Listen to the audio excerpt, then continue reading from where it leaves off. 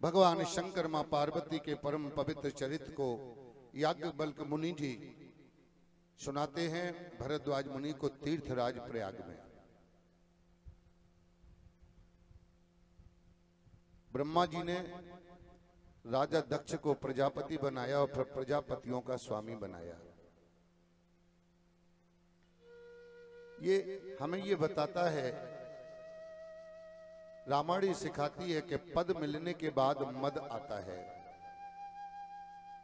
ये मैं नहीं कह रहा हूं, गोस्वामी तुलसीदास जी बता रहे हैं। नहीं जन्मा को अस जग माही, नहीं जन्मा को अस जग माही, प्रभुता पाए जाय मद नाहि, प्रभुता पाए जाय मद नाहि। जीवन में आपका पद मिले, प्रतिष्ठा बढ़े, घर में धन बढ़े, ऐश्वर्य बढ़े, उसे अपनी उपलब्धि मानोगे तो देहाभिमान जगेगा।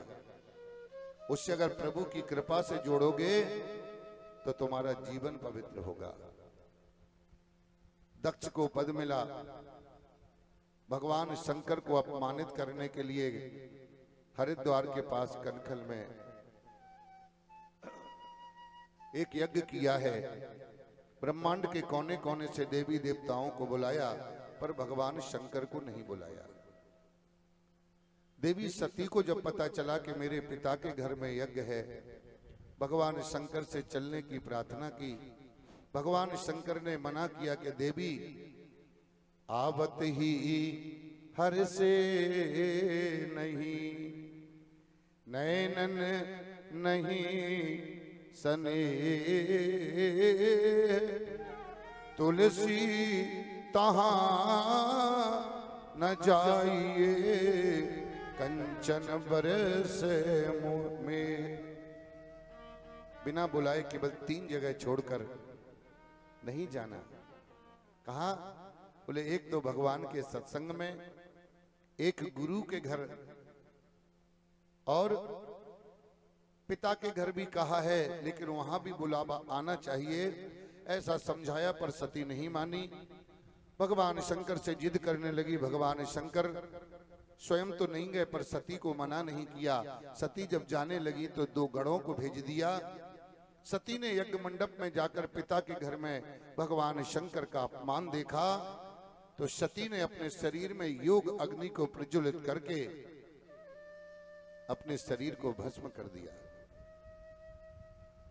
सूचना भगवान शंकर को मिली, उन्होंने वीरभद्र को भेजा, उन्होंने यज्ञ को विध्वंस कर दिया, आचार्य ब्राह्मणों को भी दंड दिया और दक्ष प्रजापति का सिर भंजन करके यज्ञ कुंड में स्वाहा कर दिया।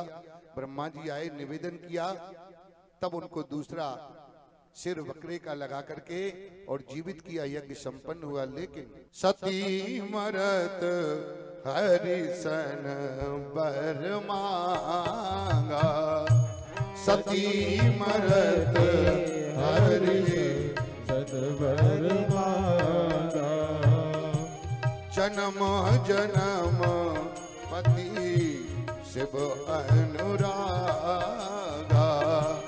जन्म जन्म पति शिव अनुरागा, तहि कारण हिम गिरिगृह जाई, तहि कारण हिम गिरिगृह जाई, जन्मी पार पति तनु पाई, जन्मी पार पति तनु पाई, जब ते उमा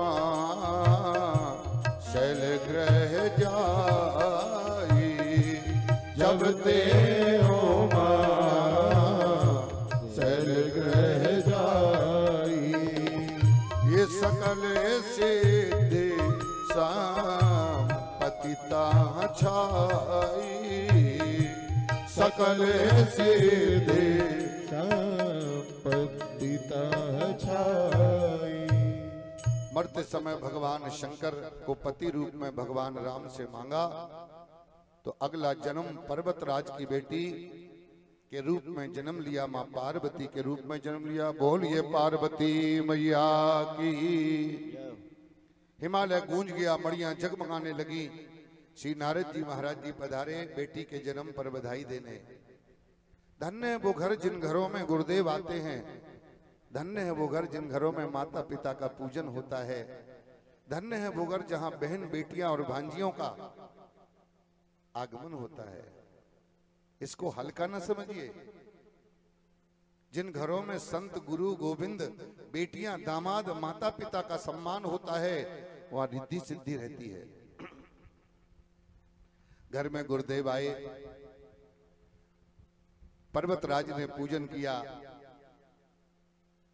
बिठाया आसन पर और अपनी बेटी पार्वती को प्रणाम कराया और निवेदन किया गुरुदेव से कि गुरुदेव हमारी बेटी का भाग्य बताइए। आप त्रिलोकनाथ हैं, आप भाग्य वक्ता हैं, आप मेरी बेटी के बारे में बताइए। कहो सुता के दोष गुण मुनिबर हृदय विचार। कृपा करके मेरी बेटी का भाग्य बताइए। नारद जी मुस्कुराने लगे और कहा, हिमालय सुता तुम्हारी सकल गुण खानी। आपकी बेटी समस्त गुणों की खान होंगी। भारत की पतिव्रत धारण करने वाली स्त्रियां तुम्हारी बेटी के नाम से धर्म की रक्षा होगी, व्रत करेंगी और इनके 3 नाम होंगे। नाम उमा, अंबिका, भवानी। आपकी बेटी सद्गुणों की खान है। 3 नाम होंगे आपकी बेटी को, उमा, अंबिका और भवानी। तो आपकी बेटी के नाम से संसार में ख्याति होगी। संसार की स्त्रियां सुहाग की लंबी आयु के लिए, और आज भी सौभाग्य सुंदरी का व्रत है। कौन सा व्रत है आज? गणगौर जिसको आप कहते हैं। बड़ा सुंदर आज लगुन लिखना है माता की। आज शिव जी के विवाह की आप मंगलमयी कथा सुनोगे। बेटी का सौभाग्य अखंड रहेगा, आपकी कीर्ति बढ़ेगी, यश बढ़ेगा, पूरा जगत आपकी बेटी की पूजा करेगा। कोई दोष नहीं है। हिमाचल ने पूछा, हमने दोष पूछे हैं, आप गुण बता रहे हैं, कुंडली में कोई दोष नहीं है। गुरुदेव ने कहा बेटी की कुंडली में तो कोई दोष नहीं है। फिर बोले तनिक दोष इनके होने वाले पति में दिखाई दे रहा है। कहूं तो बताऊं? हिमाचल ने कहा गुरुदेव बताइए। तो कहने लगे नारद जी, गौरा हथवा में ये वार वार लिखलवा। हिमाचल, गौरा हाथों में ये बार बार लिखा है। क्या लिखा है?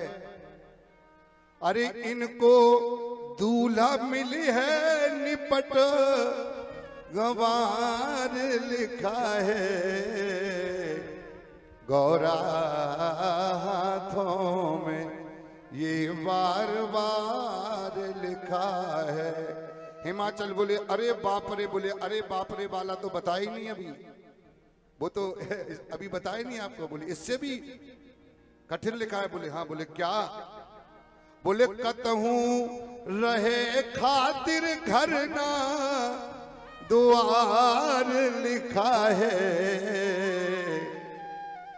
गौरा हथेली में ये बार बार लिखा है। हिमाचल बोले अरे बाप रे, बोले अरे बाप रे वाला भी बोले ही नहीं हमने। बोले इससे भी कठिन? बोले हाँ। गौरा हाथों में ये बार बार लिखा है। कठिन क्या लिखा है? बोले बोलूं। पति कैसे होंगे? अगुण होंगे, अमान होंगे, माता पिता नहीं होंगे, कोई घर द्वार नहीं होगा। बोले अरे बाप रे, बोले अरे बाप रे वाला भी नहीं बताया। बोले वो बताओ ना। बोले जोगी जटिल अकाम मन, इनके जो पति होंगे जोगी होंगे, जटिल होंगे, कामनाओं से रहित होंगे, अकाम मन। बोले अरे बाप रे, बोले अरे बाप रे वाला नहीं बोला। बोले बताओ ना। बोले बोलूं। बोले नंगा रहेगा, बोलो शंकर भगवान की। नगन अमंगल बेस, अस स्वामी यही कहे मिलही, परिहस्त असी रेख। इसके हाथों में ऐसी रेखा है कि इनको जो पति होंगे जोगी, अकंटक, अकामी और नग्न अमंगल भेष। हिमाचल बोले नारद जी आप तो सब जगह जाते हो, ब्रह्मा से भी आपकी पहचान है, दूल्हा बदलने की कोई स्कीम है क्या? चाहे पैसा लग जाए, पूजा लग जाए, पाठ हो जाए, कोई दक्षिणा कुछ लेन देन हो तो बताओ, दूल्हा बदलने के कोई नियम है क्या? नारद जी बोले सुनो हिमाचल, कहे मुनीष हिमवंत सुनो, जो विधि लिखा लीलार, देव दनुज नर नाग मुनि को न मेटनी हार। भैया नारद जी ने कहा कि सुनो हिमाचल, मेरे पिता ब्रह्मा ने जो लिख दिया है, कहे मुनीष हिमवंत सुनो, जो विधि लिखा लीलार, देव दनुज नर नाग मुनि, चाहे देवता हो, चाहे दनुज हो, चाहे नाग हो, चाहे मुनि हो, चाहे तपस्वी हो, को न मेटनी हार। कोई मेट नहीं सकता ब्रह्मा की लिखी हुई लेखनी को, कोई मेट नहीं सकता। पर एक उपाय है। बोले क्या उपाय है?